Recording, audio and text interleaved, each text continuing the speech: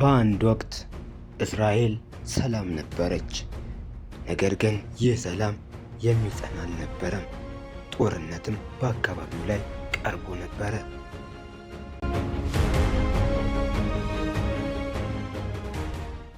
ይህንን ማመን አልችልም።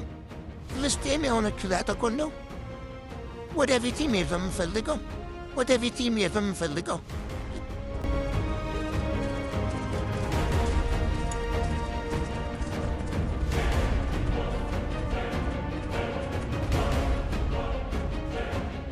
እዚህ ጋር እንቆማለን። ነገ እናጠቃቸዋለን።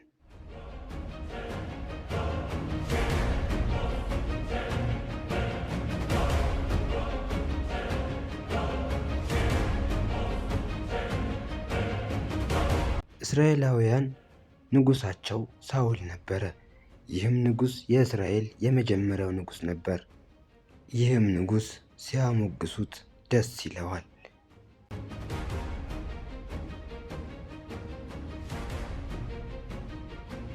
ነገር ግን ይህ ንጉስ ለምንም ነገር ግድ የለውም። ፍልስጤማውያን በጣም ትልቅ የሆነ አደገኛ ወታደር ጀግና ነበራቸው። ስሙም ጎልያድ ይባላል። ጎልያድ በጀግኖቹ በእስራኤል ወታደሮች ልብ ውስጥ ፍርሃትን ዘራ። ሁልጊዜም ጠዋት ጠዋት ወደ እስራኤል ድንበር እየተጠጋ ያስፈራራቸውም ነበር።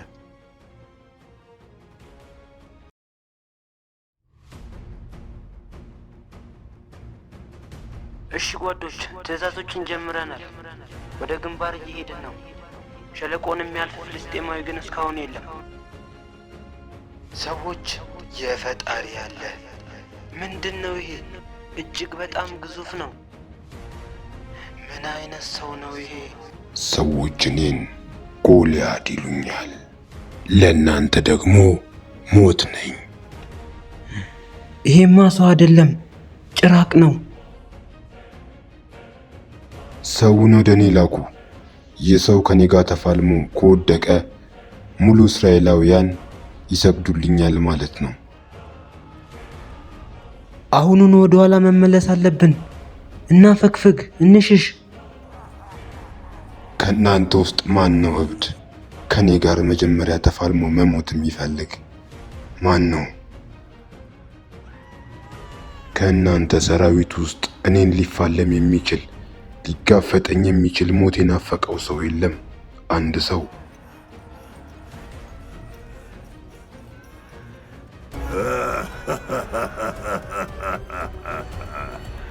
ንጉሥ ሳኦል እንኳን ግራ ተጋብቶ ነበር። እንዲህ አይነቱን ኃይለኛ ጠላት እንዴት መቋቋም እንደሚችል እርግጠኛ አልነበረም። እስራኤል ላይ የጦር ጥላ እየቀረበ ሲመጣ ንጉሥ ሳኦል ለጦርነቱ ተጨማሪ ወታደሮች እንዲሰበሰቡ በመላው ሀገሪቱ መልእክተኞችን ላከ። እነዚህም መልእክተኞች አንዱ ወደ ቤተልሔም ደረሰ። እዚያም እሴይ የሚባል አንድ አዛውንት ሰውዬ ከ8 ልጆቹ ጋር ይኖር ነበር።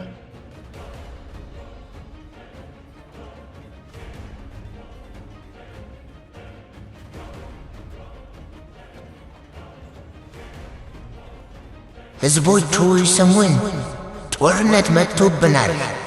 ንጉሥ ሳኦል እያንዳንዱን ሰው ጦርነት ጠራ። ከእናንተ መካከል ከፍልስጤማውያን ጋር የሚዋጋ ማን ነው? እኛ ከንጉሥ ሳኦል ጋር ቆመን ፍልስጤማውያንን እንዋጋለን። ልጄ፣ ጦርነቶች በእምነት እንደ ጥንካሬ ድል እንደሚደረጉ አስታውስ። ታናሹ ዳዊት ወንድሞቹ ሊሄዱ ሲዘጋጁ ተመለከተ። ከእነርሱም ጋር መሄድ ይችል ነበር። ነገር ግን እድሜው በጣም ትንሽ ስለነበር ለመቆየት ተገደደ። በማግስቱም ጠዋት የዳዊት ወንድሞች ከመልእክተኛው ጋር ተቀላቅለው ወደ ንጉሥ ሳኦል የጦር ሰፈር ሄዱ። ፍልስጤማውያን ጋርም ሊጋፈጡ ወደ ጦር ግንባር ሄዱ። ዳዊትም የአባቱን በጎች ይጠብቅ ዘንድ በዚያው ቆየ። ነገር ግን የሚችለውን እንደሚያደርግ ለራሱ ቃል ገባ። ቢሆንም ወንድሞቹ ጥለውት እንደሄዱ ግን ማመን አልቻለም።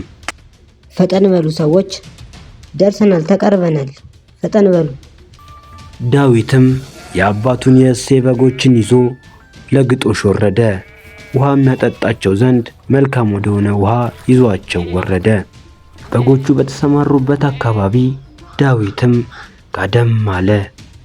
ከመንጋው መካከል አንዷ ጠቦት ወጣች።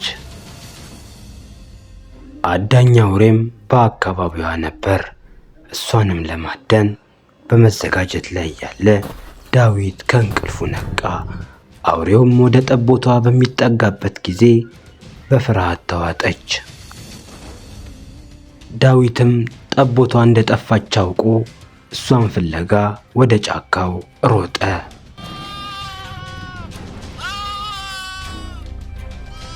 አዳኙ አንበሳ ጠቦቷን ይዞ እያለ ዳዊት ደረሰበት። በድንጋይም ወግሮ ሲመታው አንበሳው በጣም ተቆጣ። ዳዊትንም ሊበላው ወደ እርሱ በመሮጥ ላይ ሳለ የእግዚአብሔር ኃይል በዳዊት ላይ ተገለጠ። ዳዊትም አንበሳውን አንዳች አልፈራውም ነበር። አንበሳው ዘሎ ላዩ ላይ ሊከመር ሲል በያዘው በትር አንበሳውን አናቱን ቀጠቀጠው። አንበሳውም በፍርሃት ሸሸ።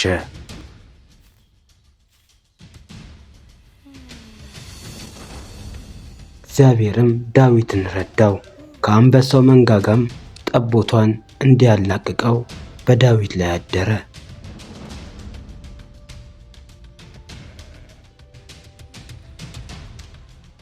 በዚያኑ ምሽትም አንድ አስፈሪ ድብ ወደ እነርሱ ቀረበ።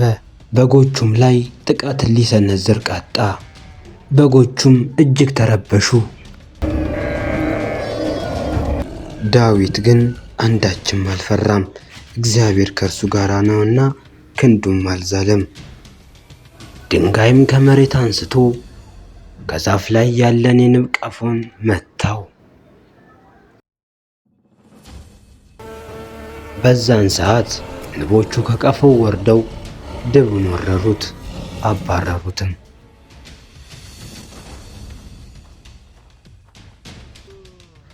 ለልጆቼ ምግብ የማመጣበት ጊዜ ደርሷል።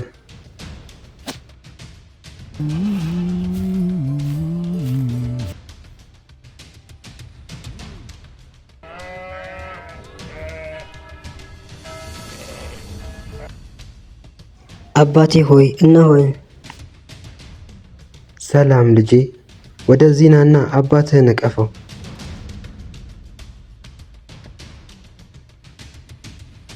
አባቴ በጎቹን ከአንበሳና ከድብ አዳንኳቸው እኮ። ዳዊት ሆይ እኔን ለማስደመም እኮ ታሪክ መፍጠር አይጠበቅብህም። አባቴ እውነቴን እኮ ነው። ዳዊት ጠቃሚ መሆን ከፈለክ ይህንን ምግብ ለወንድሞች በጦር ሜዳ አቅርብላቸው። እሺ አባቴ። በማግስቱም ጠዋት ዳዊት በጎቹን ለሌላ ወጣት እረኛ ልጅ እንዲጠብቀው በአደራ መልክ ሰጠው። ደህና ሁን ዳዊት፣ በጉዞ ላይ መልካም እድል እንዲገጥምህ እመኛለሁ። አመሰግናለሁ። አንድ ትንሽ ልጅ በዚህ ቦታ ላይ ምን እያደረገ ነው? ለወንድሞቼ ምግብ ይዤ መጥቼ ነው። አሁን ጦርነቱ ሊጀመር ነው። ስለዚህ ምግቡን እኔ ጋር አስቀምጥና ሂድ አንተ። ወንድሞቼን ማግኘት አለብኝ። ምግቡን አስቀምጥላቸው፣ እኔ ወንድሞቼን ላግኛቸው። ቁም አንተ። ቆይ ወዴት እየሄድክ ነው? ቁም። ወንድሞቼን ልረዳቸው ነው። መርዳት አለብኝ እነሱን።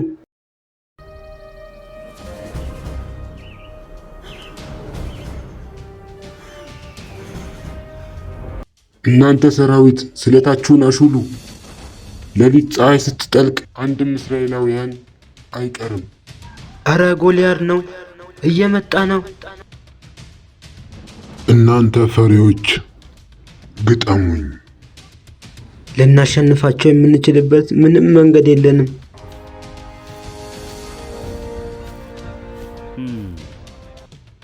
አንተ ማን ነህ? እኔ ዳዊት ነኝ። ይሄ ፍልስጤማውያን ማን ነው? እና ማንም የማይዋጋው ለምንድን ነው? እንደዚህ አይነት ሰውን መዋጋት የሚችል በመካከላችን ማንም የለም። ግን እኮ አሁን የሆነ ነገር ማድረግ አለብን። ለሱም እኔ አደርገዋለሁ። ዳዊት አበድክ እንዴ? ጎልያድን ለመደባደብ ማሰብ ምን አይነት እብደት ነው? ኤልያብ ማንም ሊፋለመው እኮ አልቻለም። አንተ እብድ ትንሽ ልጅ። ትክክል ነው፣ ማንም ሊደባደበው አልቻለም። ነገር ግን እሱ ጭራቅ ነው። ትልቅ እንደሆነማ አውቃለሁ፣ ነገር ግን እግዚአብሔር ይጠብቀኛል። ስማኝ ትንሽ ወንድሜ፣ እግዚአብሔር እንደሚጠብቀኝ አምናለሁ። አሁን ሞኝነት መስራቱን አቁምና ራስን ከመገደል በፊት ወደ በጎች ተመለስ። አይ ኤልያብ፣ ወደ ቤትማ መሄድ አልችልም። ዝም ብዬ ማየት አልችልም። ይህ ልጅ እብድ ነው። አንድ ሰው ለንጉሱ ሄዶ መንገር አለበት።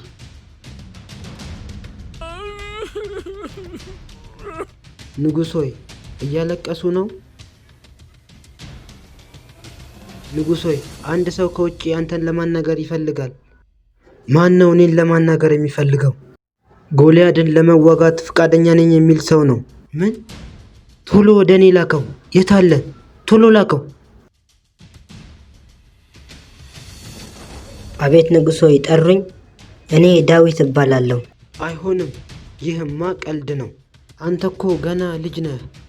እግዚአብሔር ሆይ ለምን ተውከኝ? እግዚአብሔርማ አልተወንም ንጉሴ። አንድ ሰው እንደገና እንዲያምን ብቻ ይጠብቃል።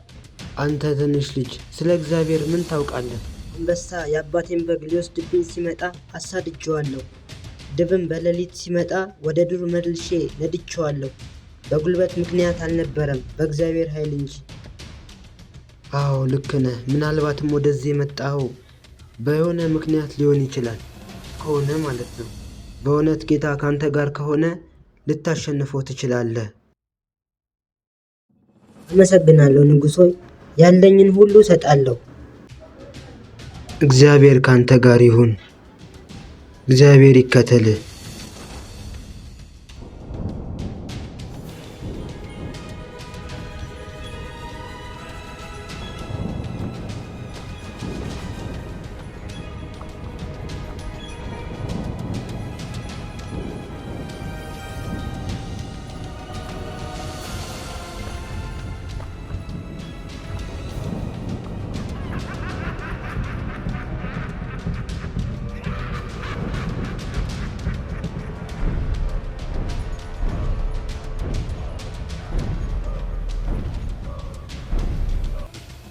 በሞት ጥላ ሸለቆ ውስጥ ብሄድም አንተ ከኔ ጋር ነህና ክፉን አልፈራም።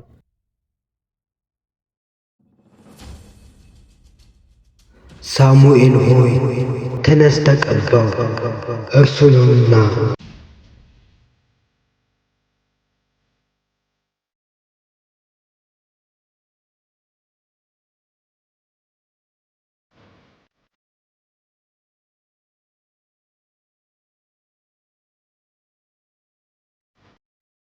ይህ ትንሽ ልጅ የእስራኤል አሸናፊ ነው። አንተ ትንሽ ልጅ እኔ ማን እንደሆንኩ አታውቅም? አውቃለሁ። ስምህን፣ ዝናህንና ኩራትህን አውቃለሁ፣ ግን እንደ ሌሎቹ አልፈራህም። እንደዛ ነው። አጥንትህን በአጥንትህ ሰብራለሁ፣ የቀረውንም ለአዕዋፋት እተወዋለሁ። ሰይፍና ጦር ይዘብኝ ትመጣለህ። እኔ ግን በሰራዊት ጌታ በእግዚአብሔር ስም አንተን በተገዳደርከው የእስራኤል ሰራዊት አምላክ ስም እመጣብሃለሁ። አንተ ሞኝ! አምላክህ እንድትሞት ልኮሃል። አይደለም፣ ዛሬ እግዚአብሔር አንተን በእጅ አሳልፎ ይሰጣል። ዓለም ሁሉ በእስራኤል አምላክ እንዳለ ያውቃል።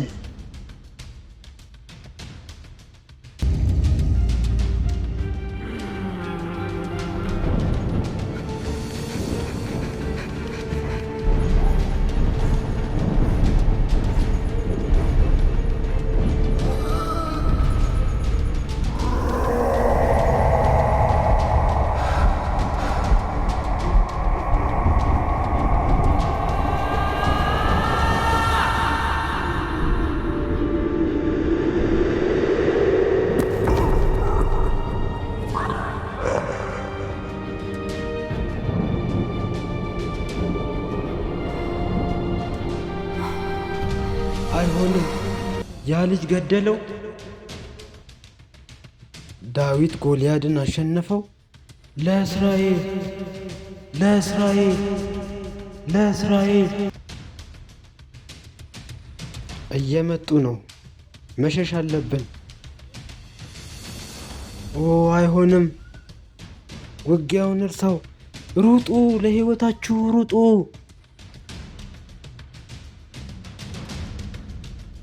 ወደፊት ግፉ! እግዚአብሔር ከኛ ጋር ይዋጋል! ግፉ! አሳዩአቸው! አጥቋቸው! ምሕረትን አታድርጉላቸው! ሩጡ! የጎልያድ ታሪክ በጠጠር ተጠናቀቀ። የዳዊት ታሪክ ግን ገና ተጀመረ።